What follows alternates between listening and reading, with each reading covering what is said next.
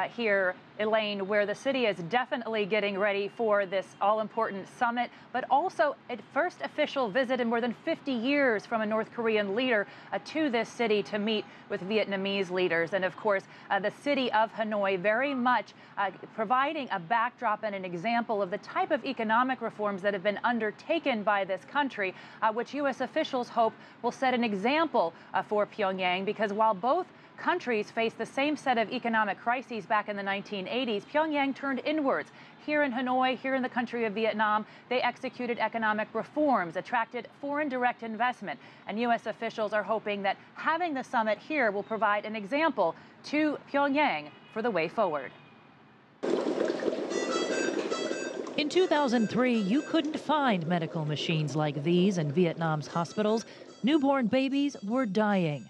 Chang Tuet Na saw a need. That's why we realized that if with all the very simple medical equipment, we know that we can reduce the mortality rate and we can save more babies. What started out as a business to fix medical devices soon became a company to manufacture them. Charities helped fund production. The government lowered the cost of patents and importing components. We are the first company in Vietnam ever make the medical equipment. So the government gives us a lot of privilege. Now Na is eyeing a facility 3 times this size in a new low-rent biotechnology park. Vietnam has created hundreds of industrial zones to attract foreign investment across the country. In 1997, Hanoi opened the Tan Long Industrial Park, which is now home to companies like Canon, Panasonic, and Yamaha.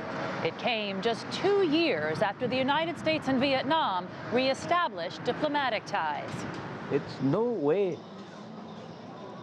to be integrated into the world economy without to normalize the relation with Washington. Daniel Nguyen advised Hanoi during that period and has twice spoken to officials visiting from the DPRK. They must give their power up to the business, to the private sector, to the market, and they need to learn how to keep the market well developed in a balanced way. And it is not easy. But this week, the DPRK's official newspaper promoted a nation-first spirit, casting doubt on whether Pyongyang's leaders believe they need a new model for economic development. Yet, for entrepreneur Daniel Nguyen, Vietnam's openness to foreign know-how and capital has made it the place to build Song Cai Distillery.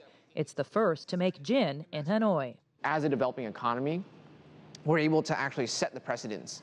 Where there was no law before, we're actually helping to write some of the law and the legal policy and the understanding of what the Vietnamese government knows as gin. Nguyen suggests Pyongyang can rely on its study of Marxism to find its own balance between progress and protection. There are pros and cons to everything, of course, but I think opening up allows you to have options, and options are never bad. Options which have the potential to improve lives in the Democratic People's Republic of Korea, as they have here in Vietnam. And Elaine, there are real questions as to whether Chairman Kim is even open to those comparisons that you just saw. There are real questions, too, as to what type of concrete outcomes can result from this summit. For its part, Pyongyang very much pushing for a lifting of those crushing economic sanctions and concrete outcomes from the United States. Washington, for its part, hoping to achieve a shared definition of denuclearization, something which has eluded them so far. And there is concern within White House aides that President Donald Trump may not know a good deal when he sees one. Elaine? All right, Jessica Stone live for us in Hanoi.